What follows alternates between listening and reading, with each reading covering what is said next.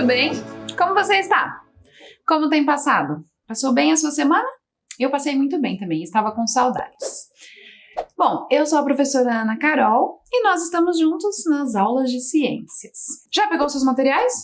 Se você ainda não pegou, aproveita esse momento, vai lá, pega tudo que você precisa para poder acompanhar a aula aqui com a professora. Tudo que você julga que é necessário para fazer as suas anotações, você deixa separadinho aí próximo a você. Se você já está com tudo aí preparado perto de você, já vamos colocar as informações da nossa aula de hoje? Já está acostumado com isso também, né? Já virou uma rotina das nossas aulas.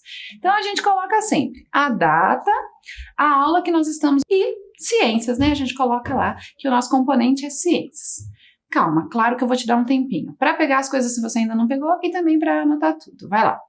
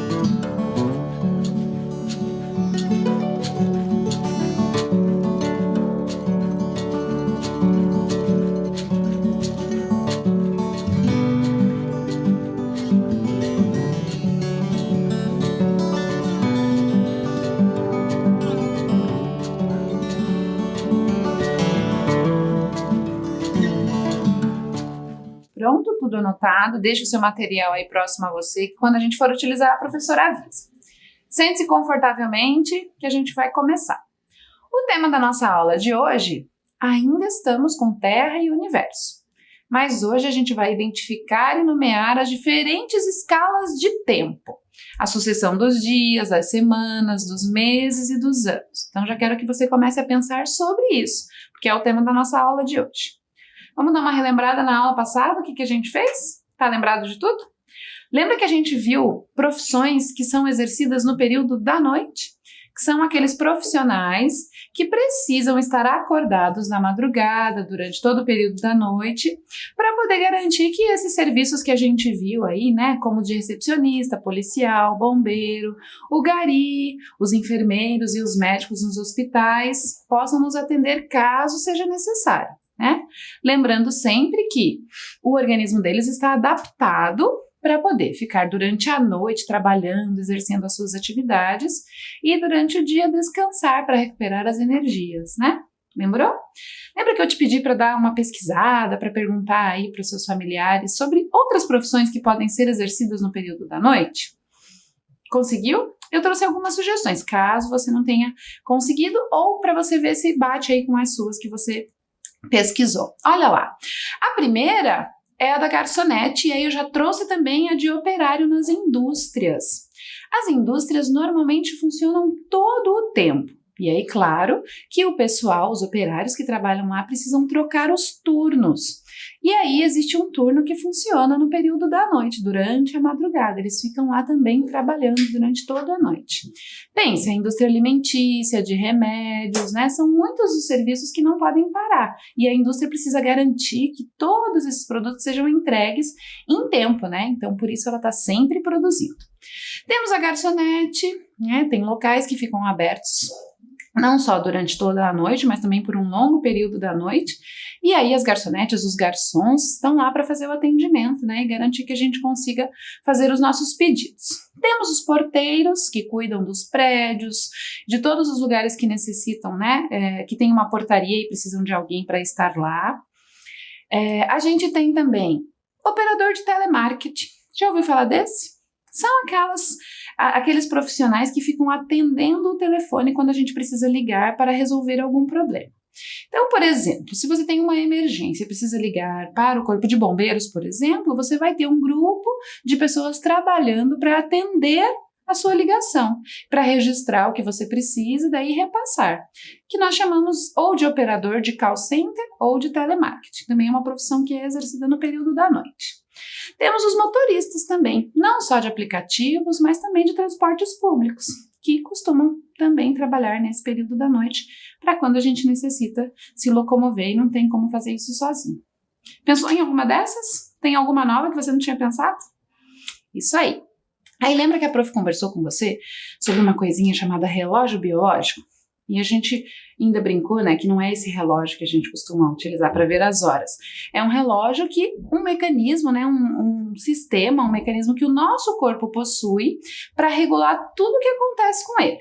Então, ele avisa a hora de acordar, a hora de comer, a hora de irmos ao banheiro, fazer xixi, cocô, a hora de todas as atividades que são essenciais para que a gente se mantenha vivo, né?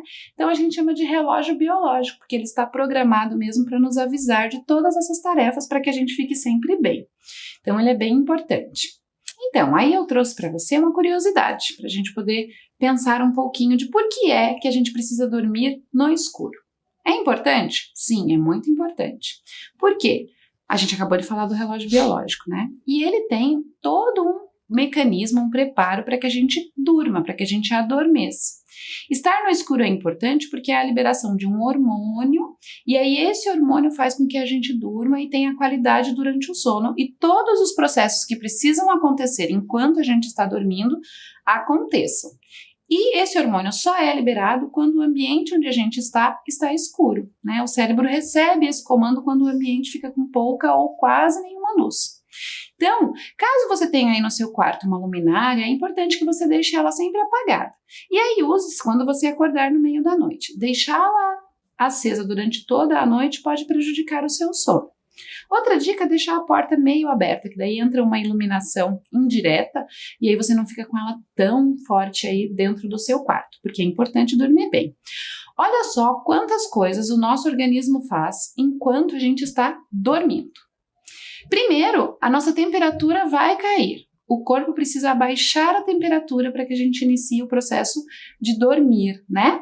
E aí as células vão começar a se recuperar. Lembra que a gente viu que é um processo de regeneração muscular e celular?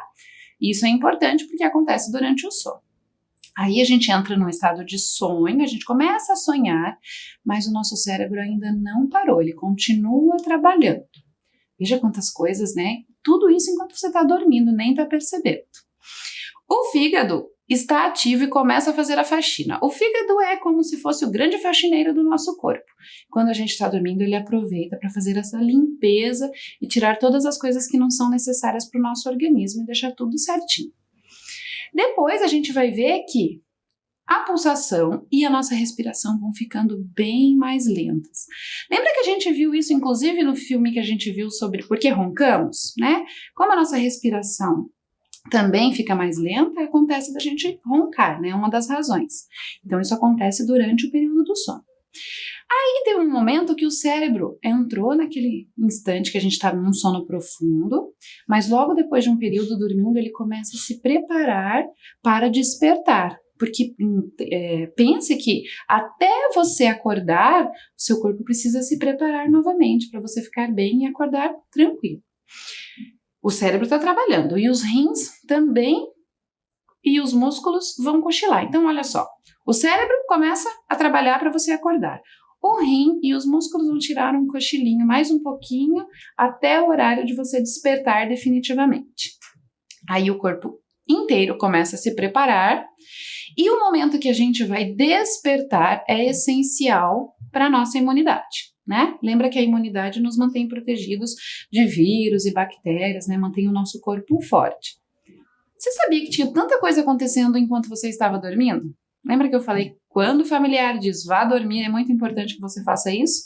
Ainda mais quando a gente é criança. Lembra que eu falei sobre o hormônio do crescimento e de tudo que é essencial para a sua aprendizagem, para o seu desenvolvimento? Então, leve a sério dormir, é muito importante, além de ser bem bom, né? Agora, eu queria chamar alguém para vir aqui com a gente. Tá preparado? Olha quem eu trouxe, já é velha conhecida de vocês, que está aqui escondidinha, a Prof. Alessandra. Tudo bem, Prof? Oi, tudo bem, Prof? Tudo bem. Nós estamos muito felizes que você está aqui com a gente para nos ajudar a contar uma história sobre hoje é amanhã? Amanhã é hoje? Ontem é amanhã? O amanhã é o ontem de hoje. Ih, troquei tudo. Você já se confundiu com isso? A Prof. Alessandra vai contar uma história para nós. Se acomoda aí que ela vai começar.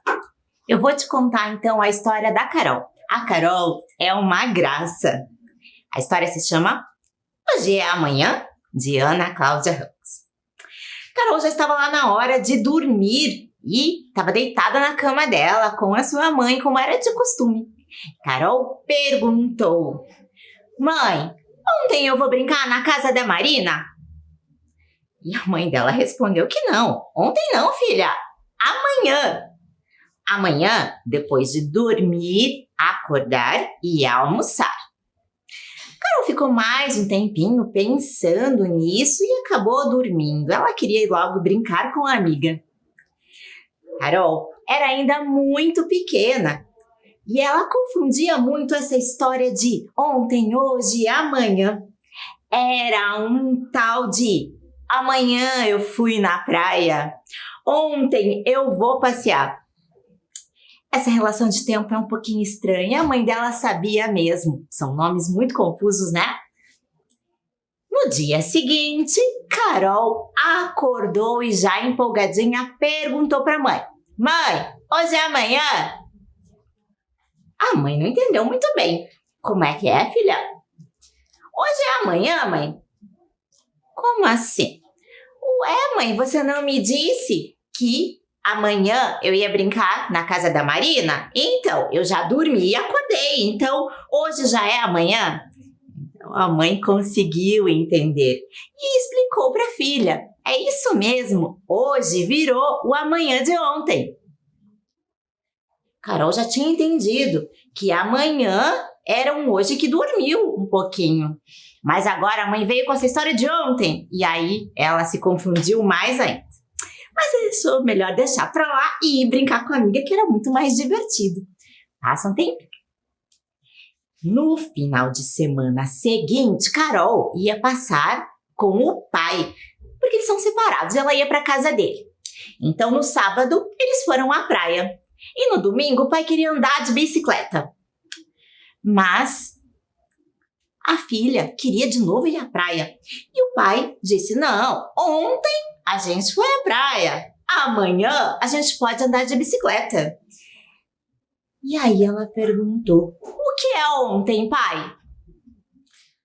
Ontem é um dia que já passou, o pai dela respondeu. E o que é um dia, pai? Essa pergunta era difícil para o pai. O pai explicou que não sabia exatamente como que poderia explicar para ela. E ela estava indignada. Ué, ele não é pai? Pai sabe um montão de coisa, tinha que saber explicar isso para ela.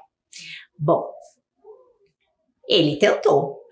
É difícil de explicar, mas vamos lá. Um dia é um tempo que você fica acordada brincando, que você vai para a escola, que você faz todas as suas atividades.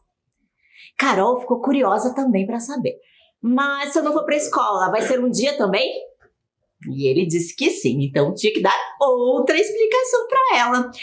Um dia inteirinho tem uma parte que é clara e uma parte que é escura. Bom, ontem é um dia que dormiu, pai? Essa foi a conclusão da Carol.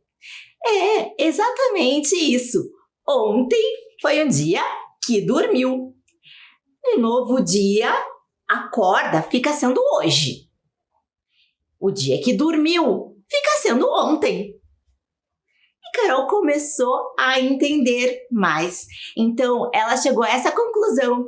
O amanhã é um hoje que vai acordar? Ela perguntou. E o pai disse que sim. Ela ficou tão contente com essa explicação que pediu logo para ligar para a mãe porque ela tinha aprendido um monte de coisas. E o pai ligou para a mãe. Ela deveria dizer que amanhã ela iria voltar para casa da mãe, mas ela não quis esperar. Hoje mesmo ela ligou e começou a contar todas as novidades. Sabe, mãe? Descobri que amanhã eu vou para sua casa, que hoje é um dia inteirinho e que ontem é um hoje que foi dormir e que amanhã é um hoje que vai acordar e que mais um monte de coisas. Então, gostou dessa história tanto quanto eu? A prof. Alessandra é muito boa contando histórias, né? Tava com saudade? Quem sabe ela não aparece de novo por aqui para contar mais histórias para nós. Aí, aproveitando a nossa história da Carol, que estava um pouco confusa sobre o ontem, o hoje, o amanhã, mas que no final resolveu tudo, pega, por favor, a sua atividade aí que você fez a semana passada, lembra? Que eu pedi para você fazer uma tabela e registrar, ou por desenho ou por escrita, as suas atividades de ontem, de hoje, de amanhã, no período da manhã, da tarde e da noite. Pega lá. Então, olha lá. Eu coloquei, já tinha um exemplo que a gente tinha feito na aula passada, das atividades que eu havia realizado no ontem, ou seja, no dia que já havia acabado.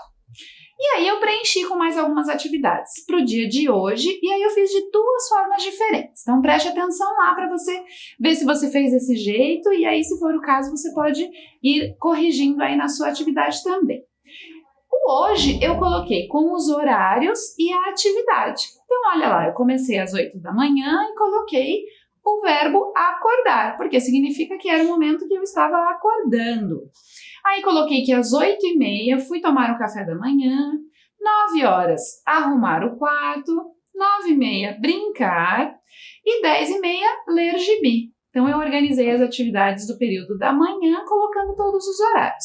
E fiz isso com o restante também, olha lá, no período da tarde, às 12 horas ou meio-dia, almoçar, que é a hora que a gente senta para almoçar. Às 13, ajudar a lavar a louça, uma das atividades. Às 13h30, iniciei os estudos, então, estudar. 16h30, lanchar. E 17, assistir TV. Então, foram as atividades do período da tarde no dia atual, né? No dia de hoje. E aí, no período da noite, mais algumas atividades. para o dia que vai acontecer amanhã, as atividades que eu previ para o dia seguinte. Aí eu não coloquei o horário, coloquei só a atividade. Acordar, tomar café da manhã, ir ao dentista, brincar. Então perceba lá que a prof colocou de 2 jeitos diferentes, 3 na verdade, com as imagens, né? Para poder te dar as ideias de como você pode fazer. Como é que você fez aí? Me manda depois para eu ver, para depois eu mostrar para todo mundo aqui, porque eu estou preparando um momento bem legal, onde a gente vai ver tudo o que foi feito. Então, depois, se você quiser, pode me mandar as suas atividades, como você registrou. Usou desenho? Fez com horário, assim que nem a prof? Ou colocou só a atividade? Ou detalhou um pouco mais as suas atividades do ontem, do hoje, do amanhã, nesses 3 períodos? Vou esperar. Aí, aproveitando que a gente está falando sobre o tempo, o hoje, o ontem e o amanhã, eu queria fazer uma pergunta. O que é que você entende por tempo? A gente ouve o tempo inteiro a gente falar do tempo. O tempo passa muito rápido, o tempo não para. Quantas coisas são relacionadas ao tempo? Mas o que você entende por ele? Pensa aí. Tenho mais uma pergunta. Por que será que é importante medir o tempo? Você acha que é importante? Você já pensou sobre isso? Você mede o seu tempo? Como você faz isso? Vai pensando em tudo isso. Lembra que eu sou a prof que faz perguntas para você ficar aí sempre pensando e questionando sobre isso. Aí olha lá mais uma. Assim como a gente usa a régua para medir o tamanho de um objeto, será que existe um instrumento específico para medir o tempo? Qual a sua opinião sobre isso? Você conhece instrumentos que medem o tempo? Isso aí, vai pensando, né? Vai deixando todas essas ideias aí na sua cabeça, que é sobre isso que a gente vai conversar. Aí a gente tem essa questão, né? O tempo, prof. Sempre estou ouvindo a minha mãe falar do tempo e eu também estou sempre falando sobre ele. E nós somos animais racionais, lembram, né? E temos um relógio biológico, que foi o que a gente falou agora há pouco. Nós somos diferentes, apesar de tudo isso, porque nós temos a capacidade de pensar sobre a passagem do tempo.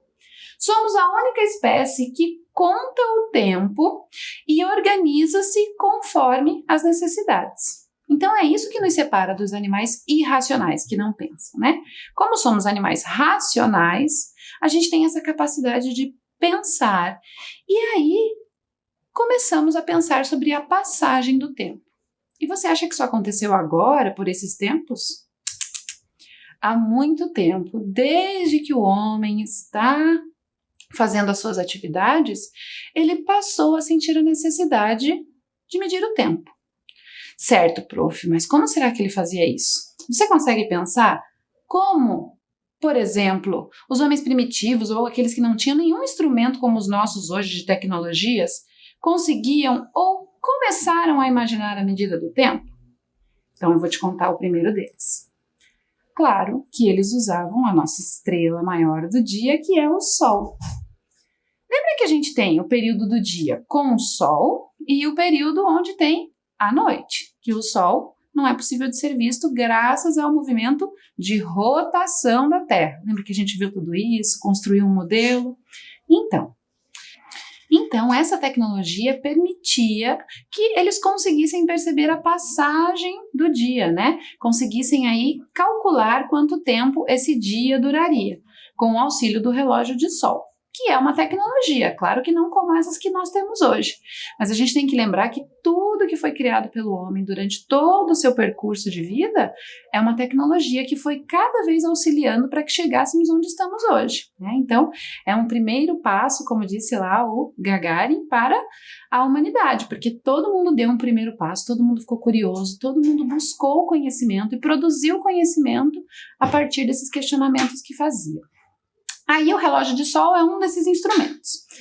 Aí eu trouxe para você um relógio de sol que está aqui na nossa cidade, em Curitiba. Ele fica lá na Praça Tiradentes. Se você tiver a oportunidade de ir ao centro da cidade, em especial a Praça Tiradentes, dá uma olhadinha nessa construção que tem lá, que você vai ver que esse relógio de sol ainda está lá, né? E aí é interessante você perceber, inclusive, no horário do dia que você estiver, onde a sombra desse relógio está batendo, para você tentar entender ou perceber como essa sombra muda de lugar. Aí, além do relógio da Praça Tiradentes, a gente tem um também que é mais recente, que é o Observatório Solar Indígena. Não esquece de lembrar que os indígenas são os povos que estavam aqui, né, antes do Brasil, por assim dizer, ter sido descoberto, né? E aí eles também faziam as suas medições. As tribos tinham diferentes formas de fazer isso, pensavam de formas diferentes. Eu pesquisei e descobri que haviam tribos, por exemplo, que só tinham 2 momentos de medida de tempo, que era com cheia e com sol. Então, eles entendiam que havia um momento que os rios ficavam mais cheios por conta do grande volume de chuva que acontecia em um período e que havia um período de sol, que daí não tinha a chuva e aí eles podiam desenvolver outras atividades. Descobri que haviam tribos também que utilizavam os dedos para fazer essa contagem. Então, a contagem limitava-se ao número 10, porque é a quantidade de dedos que nós temos nas mãos. Toda essa tecnologia fazia parte do dia a dia dessas tribos, né? E eles conseguiam organizar todo o trabalho dentro da tribo a partir dessas contagens que foram estabelecidas em algum momento na tribo e que eram passadas de geração para geração. Por isso que é importante a gente conhecer bastante sobre a nossa cultura e entender como esse povo também conseguia se organizar. E aí, esse fica na Praça do Divino, e aí você tem um observatório indígena, que também é um relógio de sol, né? Se você olhar com atenção, a sombra também vai se movimentando, e ele está lá. Caso você tenha a oportunidade, depois da pandemia, depois que tudo voltar ao normal, pode fazer uma visita por lá, que tenho certeza que você vai aprender muita coisa. Bom, professora, já entendi que para fazer a medição do dia até que não era tão complicado, porque a gente tinha a luz do sol para auxiliar, e aí eu usava a sombra e conseguia fazer essa medição. Isso aí. Olha lá um relógio de sol também que fica em outra cidade, em Minas Gerais, numa cidade chamada Tiradentes. É um relógio um pouco diferente, estão vendo? E aí ele também fez essa medição, né? E ele é um relógio muito antigo, ele é do século XVIII. É um dos primeiros construídos ali na cidade de Tiradentes. E aí por isso que ele tá com essa carinha um pouquinho envelhecida, né? Porque ele já tem muito tempo, pensa que era do século XVIII, por volta do ano de 1700. Faz tempo, né? Esse relógio também mede o dia. E à noite? Como é que eles faziam? Não tinha medida? Como é que eles sabiam? Acredite, também foi pensado um instrumento, uma tecnologia para fazer a medida no período da noite. Você consegue imaginar como é que a gente poderia fazer isso? Não? Então eu vou te ajudar. O instrumento que se tem notícia, que a história tem registros, é esse que você está vendo aí, que é a clepsidra, ou relógio de água. Então, a tecnologia utilizada nele não é tão complexa, ela é um pouco mais simples. Por quê? Vejam lá que a gente tem 2 vasos, né? E um deles tem um buraquinho no fundo dele. O que acontecia? Dentro desse vaso eram feitas várias marcações, né? Com números, com aquilo que eles tinham para fazer as suas marcações. E aí eles enchiam com água. Existem alguns equipamentos também que onde era utilizada a areia, também servia da mesma forma. E aí o que acontecia? Ele conseguia medir esse tempo quando ele olhava o quanto de água havia sido transportada para o outro vaso. Estão vendo que embaixo tem um outro vaso que recebe aquela água que está saindo? E aí dessa forma ele conseguia calcular sem a necessidade do sol, porque não precisava ter luz, bastava que tivesse água ou, em alguns casos, areia. Por isso o nome relógio de água. Essa é uma das que eu achei mais interessantes, é uma tecnologia muito bem pensada, né? Porque imagine que alguém ficou lá muito tempo querendo entender como é que ia fazer essa medição, e aí teve essa brilhante ideia e essa tecnologia surgiu. Tem um outro também que eu acho até que você conhece, que se chama ampulheta. Você conhece? Já ouviu falar?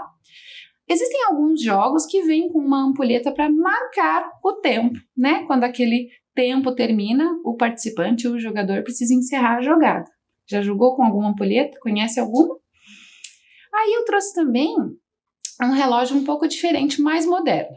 É um relógio de sol, mas aí perceba lá, ó, que ele faz a marcação dos horários conforme a luz passa pelos buraquinhos que estão marcados. E aí ele vai mudando e a gente vai percebendo essa sombra marcando esse horário. Claro que isso só foi possível, né, depois que essa tecnologia foi inventada e outras tantas foram avançando até chegar nessa ideia que alguém teve para fazer esse relógio de sol.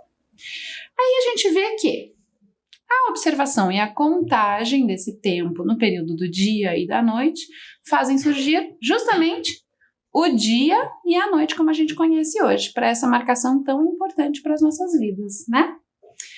Antes da gente continuar, que tal a gente construir uma ampulheta juntos? Vamos lá? Olha só, os materiais são bem simples, né? Eu vou te mostrar como a gente vai fazer tudo e depois você vai ter calma e com o tempo, com a ajuda de um familiar, para montar tudo. Para nossa ampulheta caseira, nós vamos precisar de 2 garrafas iguais, então eu trouxe essas 2 aqui menores, 2 tampas, que são as das garrafas, que precisam ser iguais também, e aí já vou te lembrar, ó, podem ser outras garrafas, eu trouxe essas menores, mas também trouxe outros modelos que você tiver aí em casa. O que acontece é, quanto maior a garrafa, maior o tempo que a sua ampulheta vai marcar. Quanto menor a garrafa, menor o tempo que ela marca. Só isso que vai mudar. O resto, a produção, a forma como a gente vai fazer, vai ser igualzinho. Então, você usa as garrafas que tiver aí. Elas só precisam ser iguais, tá bom? Aí, a gente vai precisar de areia. Então, eu trouxe a areia fininha aqui. E essa areia tem que estar bem sequinha. Aí, eu tenho uma dica. Sabe aquela areia de construção que de vez em quando você vê na sua casa, aqueles montes na frente da casa ou de uma construção? Você pode utilizar aquela, mas eu tenho uma dica para te dar. Antes de fazer a sua ampulheta, você espalha ela em algum lugar e aí deixa ela ficar secando lá à luz do sol, porque daí ela vai ficar bem sequinha, porque ela não pode ter nem um pouquinho de umidade, senão a sua ampulheta não vai funcionar da forma correta. Então a dica é deixar ela descansar um pouquinho ao sol para ela ficar bem limpinha e sequinha. A minha já está pronta dessa forma, então eu vou usar. A gente vai precisar de cola forte, que eu chamo de super cola, que é aquela cola bem cuidadosa que você vai utilizar com a ajuda de um responsável. É bem importante isso, porque não é aquela cola que a gente usa na escola, tá bom? E fitas adesivas. Eu trouxe aquelas fitas de sempre, que são coloridas e diferentes, mas você pode utilizar aquelas que você tiver aí na sua casa, não tem problema.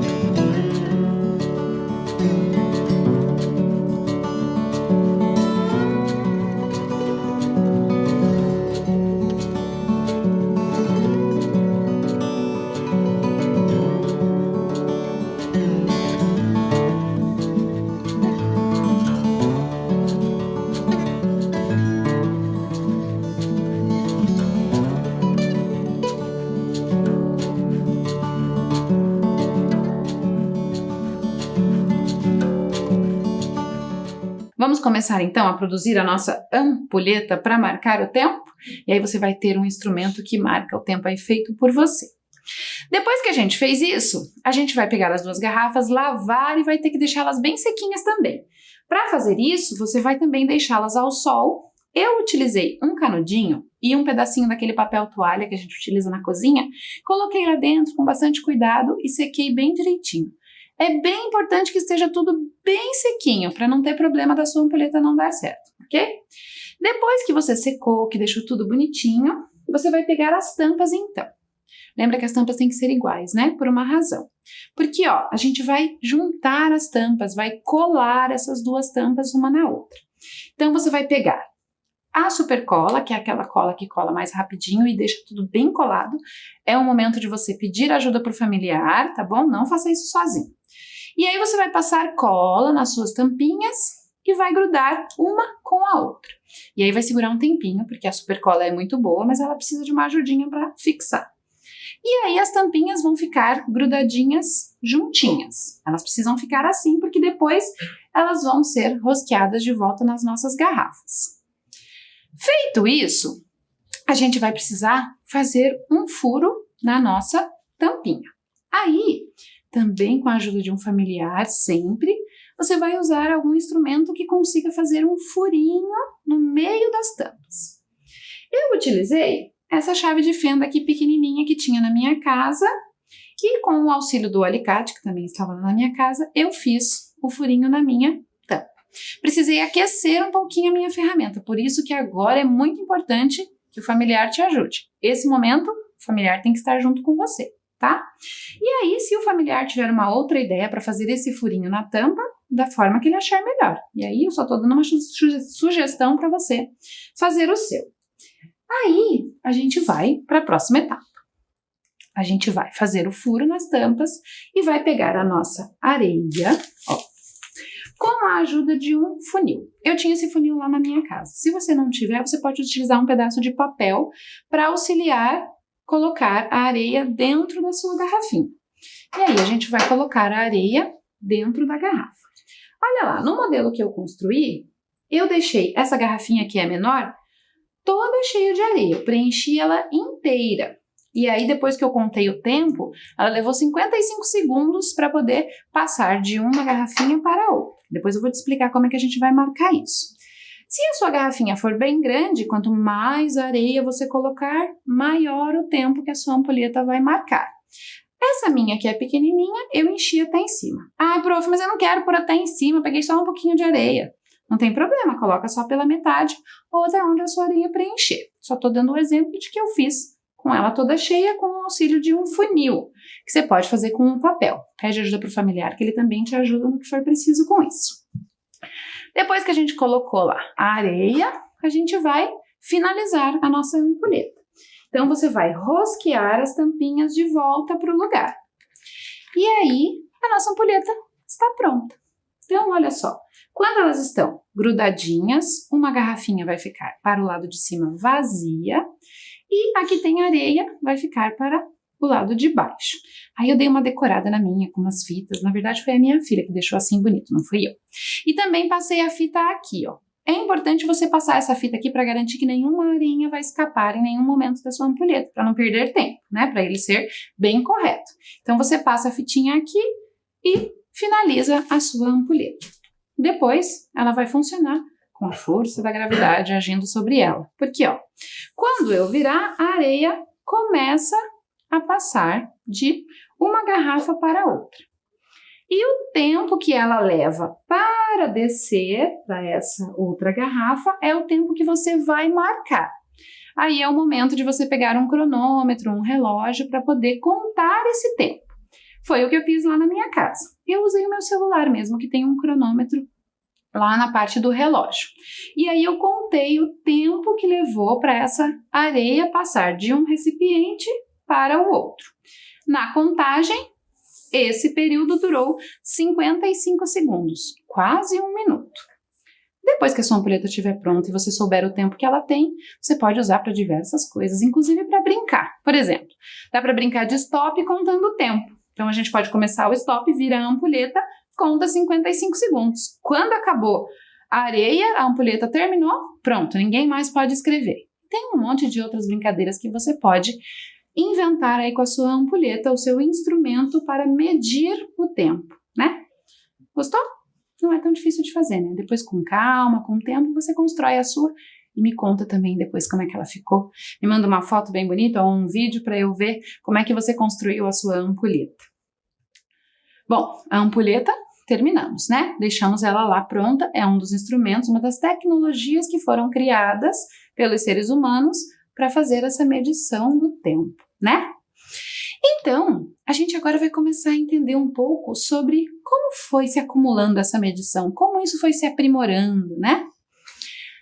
Os seres humanos, sempre muito curiosos, começaram a observar que a Lua mudava e que tinha um tempo para ela fazer isso, que era em média de 7 dias. E aí, ele passou a perceber que, se ela muda a cada 7 dias, então significa que esse período de tempo eu posso marcar. E é aí que surge a semana, né? A partir dessa contagem surge a semana. Aí eu coloquei lá, ó, um calendário para você, para mostrar essa mudança da Lua. Inclusive, se você puder, eu sei que aqui em Curitiba é difícil porque o céu está sempre cheio de nuvens, observa a lua que você vai ver que ela tem diferentes formas com o passar do tempo, né? E aí o homem, né, o ser humano, claro, percebeu que essa mudança acontecia num período de 7 dias. E aí as semanas surgem para nós, né, como a gente conhece hoje. Aí ele também percebeu que entre uma lua nova e outra, então quer dizer, o período de uma lua nova até a próxima lua nova durava 29 dias. 29 dias? De novo ele parou e percebeu que ele podia também fazer uma contagem com isso, né? Bom, a cada 7 dias ela muda, mas entre uma e outra mesma, né, a lua nova, um período de 29 dias se passa. E aí ele contou essas semanas, então surgiram os meses, né? Os 12 meses como a gente conhece. Depois eu vou te mostrar mais com calma como é que é isso. Já conhece todos eles? Já sabe? Consegue contar todos? A gente vai ver isso daqui a pouco. Aí, a partir ainda dessa observação, ele percebeu que a Terra levava esses 12 meses para completar uma volta inteira em torno do Sol. A Terra, professora, dá uma volta em torno do Sol? Esse é um movimento que você vai aprender num outro momento, mas é isso. Depois eu vou te mostrar um modelo também de como isso acontece na próxima aula, a gente vai ver com mais calma. A Terra, além de girar no próprio eixo, de fazer um movimento em torno dela mesma, ela também está fazendo uma volta pelo Sol. Então, ela vai fazer em torno do Sol uma volta inteira. E quando ela completa essa volta, é um ano. 365 dias contados, ou os 12 meses que nós estamos acostumados a falar no período de um ano. E aí, o ano surgiu. Com ele, a organização ficou muito melhor, né? Porque daí a gente já consegue contar os dias, as semanas, os meses, os anos, e aí os calendários passam a surgir. Eu vou mostrar para você o calendário que a gente utiliza mais comumente. Existem outros tipos que você pode ter visto alguma vez, pode ter trabalhado na escola, e eu escolhi apenas um para te mostrar porque não conseguiria mostrar todos numa única aula. Então, olha lá. Trouxe o calendário do ano, e aí nele estão os 12 meses. Por uma convenção, como o número de meses é 12, a gente também costuma, além de usar o nome do mês, o número. Então, às vezes você vai ver lá que alguém colocou a data do seu aniversário no dia 23/10. Ué, 23/10? Isso, porque significa que você faz aniversário no 10º mês do ano. Então, olha lá, janeiro é o mês de número 1, fevereiro de número 2, março de número 3, abril de número 4 e assim sucessivamente, até chegar no número 12, que é o mês de dezembro. Atualmente nós estamos no mês de novembro, né, que é o mês de número 11. Então olha lá, novembro é o mês 11 também, a gente costuma dizer que estamos no mês 11, além de dizer que é o mês de novembro. E no mês de novembro a gente consegue localizar a semana que estamos e qual é o dia da semana, segunda, terça, quarta, né? E aí você também consegue fazer isso. Vou te dar uma atividade bem simplesinha. Quero que você perceba aí na sua casa quais são os calendários que tem. E aí, com a ajuda de um familiar, peça para ele te ajudar a encontrar a data, o dia em que você está, né? Para você perceber essa coisa do calendário, porque na próxima aula a gente vai se aprofundar mais nessa questão da marcação do tempo, dos dias, das semanas, né? E eu vou te pedir também outras coisas. Mas, por enquanto, procura aí pela sua casa quais são os calendários que tem. Tem calendários impressos, que a gente costuma chamar de folhinha. Lá no meu tempo de criança, era uma alegria chegar uma folhinha nova lá em casa, cheia de curiosidades e adivinhas, né? Então, na sua casa, pode ser que você não encontre um calendário impresso. Talvez o seu familiar mostre no celular ou no computador, mas você vai ter acesso a um. Então, dá uma pesquisada e veja quais você consegue encontrar aí na sua casa com os seus familiares. A nossa aula está chegando ao final. Se cuida. Semana que vem a gente vem com mais ciências e vamos falar mais sobre calendário. Fica bem, se cuida. Tchau, tchau!